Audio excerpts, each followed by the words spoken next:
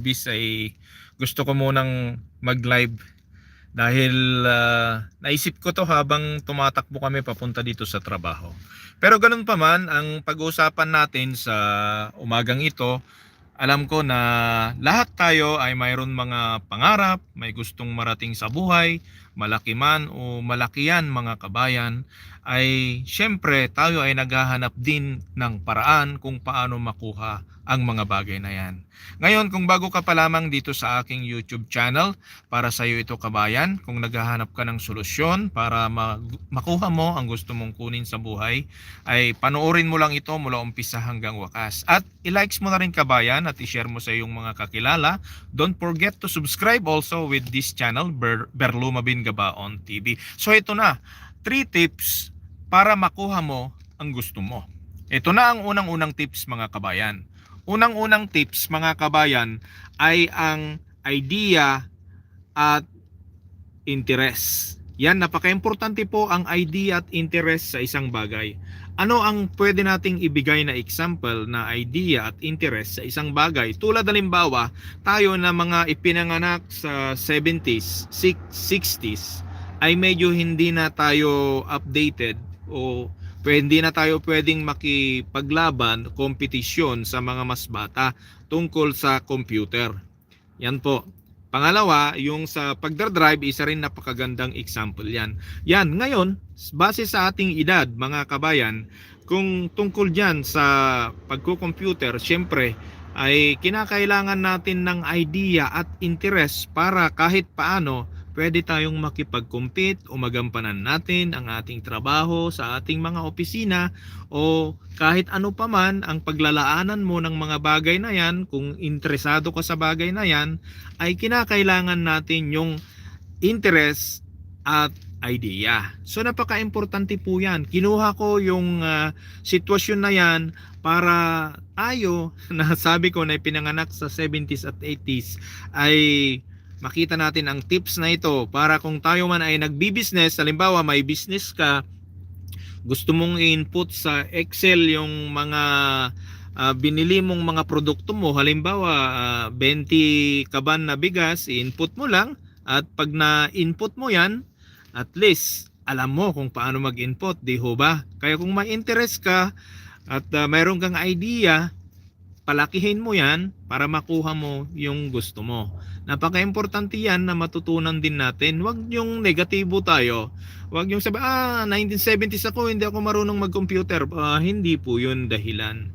Kung meron po tayo talagang interest at saka idea, ay gagawin po natin yun mga kabayan. Kaya napaka-importante yan mga kabayan na pag-aralan natin sa ating business. At tayo, kung lalo na kung may mga apo tayo, may mga anak na nag-aaral pa at kung kinakailangan nilang mag-encode tayo para mas makamura tayo sa pag-papaaral sa kanila para wag nang magbayad sa mga computer shop, abay pwede na natin gawin yan. Mas less na yung gastos natin, makatipid na po tayo. At ganun din po yung bumili na rin po tayo ng ating mga printer. Ayan, nakabili po tayo ng printer at kapag pumasok na yung mga anak natin o apo natin, kung may preprint sila, may pa-preprint na mga assignment, encode, pwede natin gawin yon. Hindi nakalist tayo. Yan ang isang bagay na kinakailangan meron tayo mga kabayan kung gusto nating makuha ng mabilis ang ating gusto. Una, interest at idea. At pangalawa mga kabayan, kinakailangan ng pagpupursigi.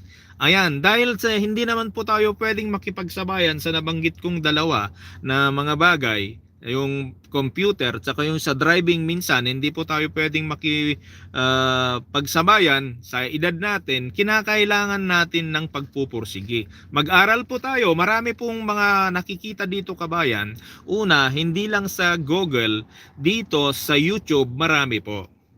Kung gusto mong manood ng mga tutorial, video tutorial ng MS Excel, MS Word, saka Microsoft PowerPoint, dahil yan lamang po naman ang kukunin natin. Kung maliban na lang, kung gusto mo pang mag-explore, mag-explore ka. At marami ka namang ma-explore dyan, kagaya ng AutoCAD, yung Primavera, hindi na natin papasukin yon sa tingin ko lang dahil pang planning engineer naman po yan.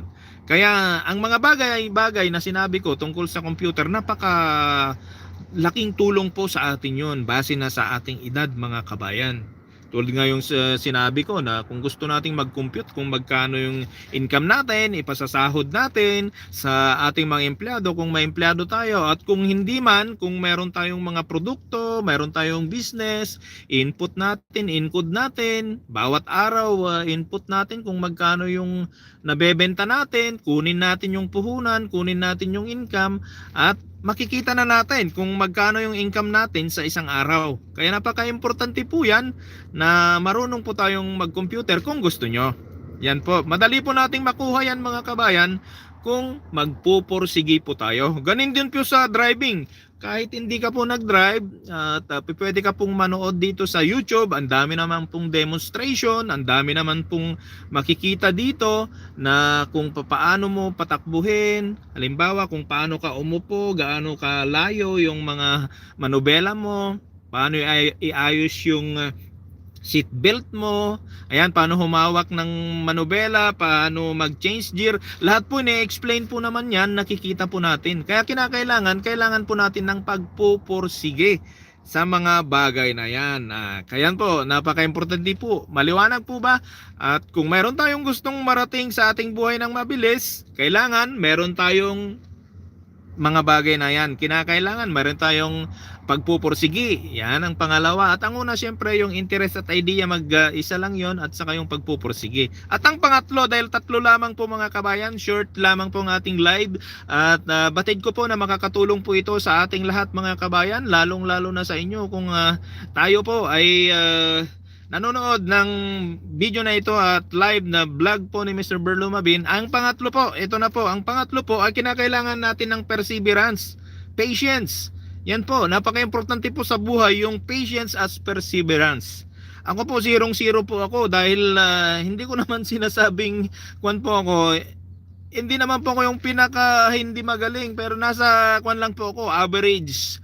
Nasa average lang po ako na estudyante mula elementary hanggang college, nasa average lang po. Pero ang nakikita ko sa aking sarili, kahit mahirap ang buhay, nagkaroon po ako ng perseverance. Kaya naman po ako, kahit hindi na ako makatapos, kung tutuusin, hindi po talaga ako makakatapos sa hirap ng buhay, sa sitwasyon ko, pero nakatapos ako. Bakit? Dahil sa perseverance.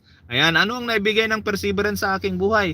Minsan noon, kahit wala po tayong baon, minsan di po tayo nag-aalmusal, pag mag-e-exam tayo, sige lang, review lang ng review. Kahit paano may pumapasok. Pag nag-exam, di hindi na stretch yung ating leeg. Yan ang sinasabi namin dati noon. Pag exam, nag-stretch yung mga leeg. Ibig sabihin nangungupya. Sorry po, patalastas lamang po yun, pero totoo.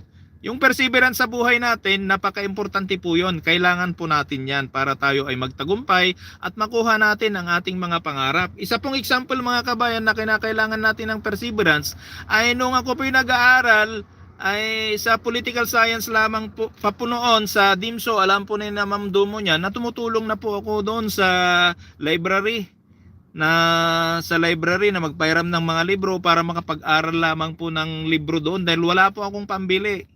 Ayan, yan po yung ginawa ko na thanks God sa perseverance na yan. At sa criminology ko po naman po ay naging working student po ko. Estudyante sa gabi, nag-aaral sa umaga. Perseverance din po ang ginamit ko dyan at binigay ng Lord na vision at binigay ng Diyos yan na wisdom para gamitin ko. Kaya naman po ako ay nakatapos kahit paano, hindi man kagalingan, nakatapos po ko. Ang ibig kong sabihin, gusto ko lamang i-portray na kung kinakailangan mong matupad ang iyong pangarap, mabilis, kahit may gusto ka na mabilis, na importante naman, kinakailangan mo itong tatlo. Yan, ideas and interest, number 1, pagpupursigi at perseverance. Yan po. Yan lamang po ang aking vlog at live sa umagang ito. Nawa po ay wag po kayong magsawa na sumuporta po dito sa aking vlog, Ber Lumabin Gabaon TV. Nawa magtagumpay po tayong lahat sa aking buhay. Dalangin ko po, shout out po sa lahat ng mga aking subscribers dito sa Ber Lumabin Gabaon TV. Merry Christmas po at ma-advance sa bagong taon at sana po ay magtagumpay po tayong lahat sa ating buhay. Hanggang dito na lamang po. Ako po si Mr. Bernard Tubera Gabaon ang nagsasabi sa inyong God bless you po.